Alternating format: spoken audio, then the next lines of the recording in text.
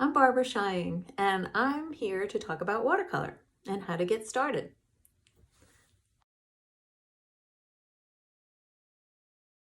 In this video, I'm going to introduce you to some of the brushes that I use. These brushes are just a personal choice. They are also an economical choice, but in the end, you decide on what's most comfortable for you. So I hope you can learn a little bit about maybe what to look for in a brush in this next tutorial. Just like paper, there's a lot of brushes out there. And you can go into Michael's and they'll say watercolor brushes, and usually they all pretty much are bad. But they're fine for beginners, but I don't paint with most of those. So, and I don't use expensive brushes, but I use mid-price brushes that I get online, unfortunately, or you probably can get them in an art supply store. We don't really have an art supply store around where I live, so Michael's is the only thing closest, and they have nothing. Anyway, so what I use, I'll show you what I use, and I'll show you what's really expensive and what's not expensive.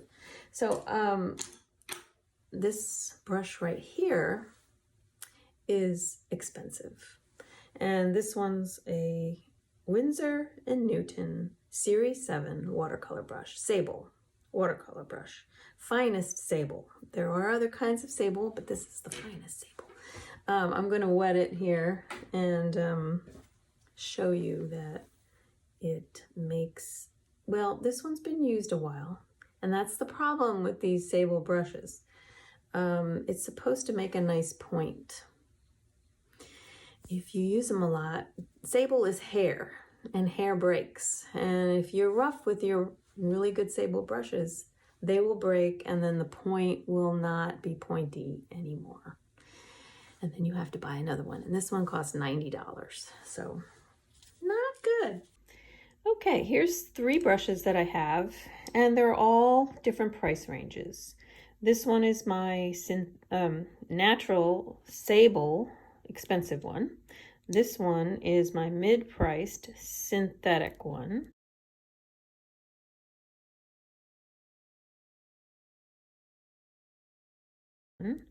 And this one is a lower priced synthetic one. So these would be 3 options. And then this one over here is like really cheapo. So we can, that one's probably going to work the best. Just saying. I might not try that one because I want ones the same size. Anyway, I'm just going to give you an example on how they paint. So here is my expensive one. I'm going to just dip into some color here. And let's just say I'll do a rectangle shape and fill that in with paint. Okay, we're just gonna do that. I should show you cheap paper also, how that works. Okay, here's my mid-priced. And by mid-priced, I'm talking like this brush is about $15, I guess. Okay, oops, that's not a good example, is it? Now this one works good. I can vouch for that.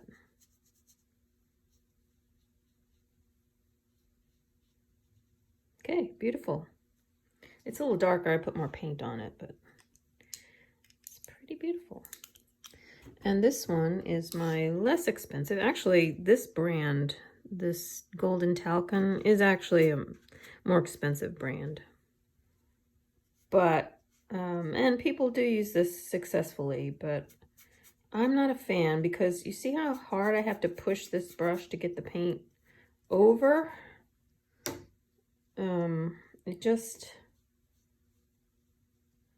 and then I had to re-wet it to get more paint to come out. Now, see how blotchy that is? These two are very similar in nice and smooth washes. This one, not so much. And I don't know how this one will do. Let's just see. Experiment's sake. Okay, so this it's a different size, so I'll do a smaller. Now look how I have to, this just isn't, see how much I have to push it to get anything. It's gonna have a nice, it's gonna have a pretty smooth wash, but it's just not easy to work with. I think that's the thing, that's the key to it. So to me, the winner is this one, price-wise and functionability. Is that a word?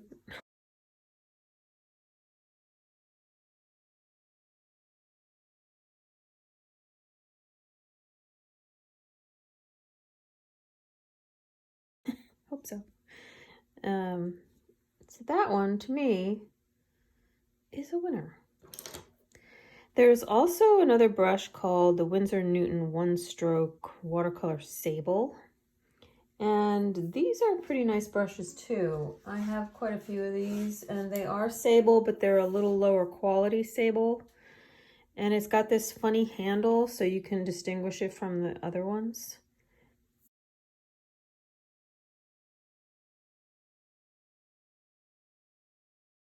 I will show you this one. These hairs do break though as well, but it is pretty equivalent to a regular sable brush. See that? Pretty good. And they do have a line of flat brushes that I really like. This is a 3/8 of an inch flat that I like for certain things. And it just holds the water nicely. And it's just a nice brush. It really is. These are, not sure these are easy to come by anymore. I think they had some sort of a discontinuing thing going. I hate when they do that, but they do that. Okay, so clearly these are nice. Actually, the less expensive one looks better. But I really do like these. You can see the points on these are fantastic.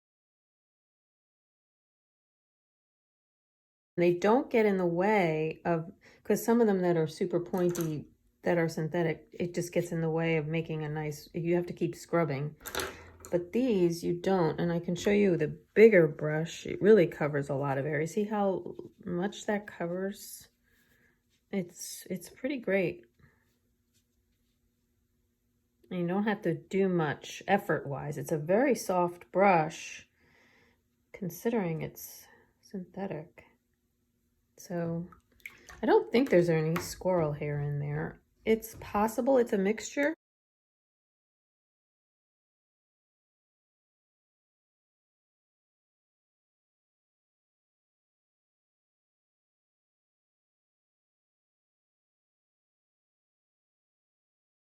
There is another brush that I use, and you wouldn't have to get this because I think if you needed to get 2 brushes, I would get I would get these 3, but if for your first starting out, I would get this size 12.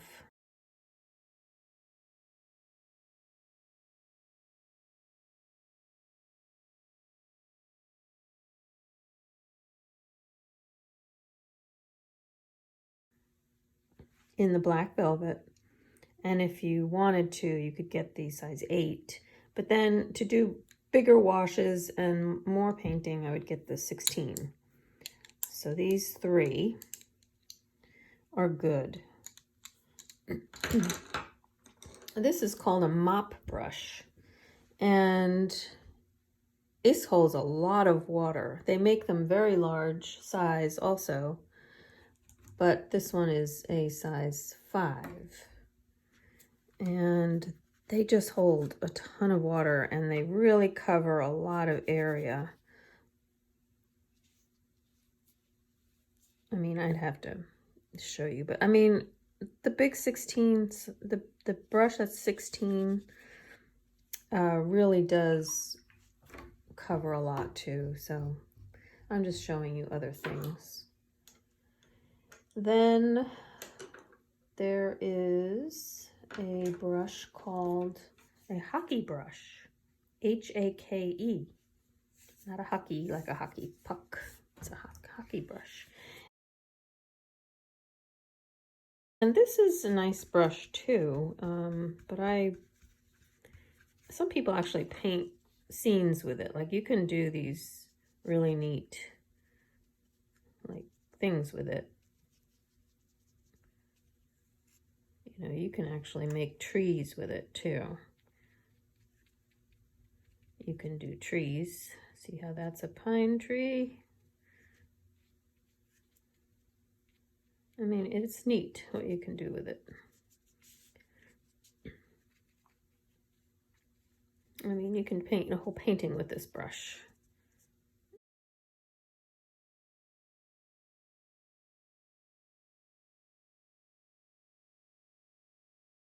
And then just use a little brush to do some other things you want to do. But this is a great little brush, big brush, great big brush. It's a size, it's a 2-inch. It's 2 inches here. It's from Windsor Newton. You can get this anywhere, and they're really not expensive. Maybe $8 to $10 for that. And I think it's made out of some kind of hog hair or something like that. Okay. That's, the other kind of brush that's nice to have is this rigger brush, or script brush it's called. And it's very long, and this is also silver black velvet. This is a size 1. And this does fine lines, just very fine line work. And if you need to do anything very fine like this, this is a great brush to have. You can do grasses just by flicking the brush back and forth. All kinds of stuff. Branches, tree branches, that's what I use it mainly for. You know, you can just do branches of a tree. Very easy with this brush. Good one to have. Not you know, not something you need to rush out and get if you want to first start, but you can do some nice effects with it. Maybe it would be fun to have it. Very inexpensive, $5 maybe, $5 to $6. Okay, another brush I use a lot, and I probably shouldn't, but I use it. A scrubber brush, it's called. And they make all kinds of scrub brushes. And these are for scrubbing out some of your watercolor. Some effects can be things you want to highlight. Like if I'm painting someone's face and I want to, it gives a softness to it. Like I'll show you an example. It has to be dry. This is pretty dry now. But if I wanted to scrub something out, voila, I blot it and it's scrubbed out. Part of correcting your watercolor too, but you have to know how to do it. But if I wanted a soft highlight in the water or somebody's face, I can do that. And people always wonder how you do that. That's how you do that. It's just a rougher brush. This one in particular is called a scrubber brush, and it's from Dick Blick's, and it's a size 6. It's a smaller one, and it's very flexible, so it's not too harsh. Some scrub brushes actually take the paper off, and that's not that good. A softer one is better. These are just little brushes I picked up at Michael's. Michael's does have a few good things. They're called Imagine. Yeah, they just were laying around. I'm like, oh, these are cool. And I use this one all the time. This is a very thin scrubber. It's pretty soft. It's not super soft, but it's good for getting small spots.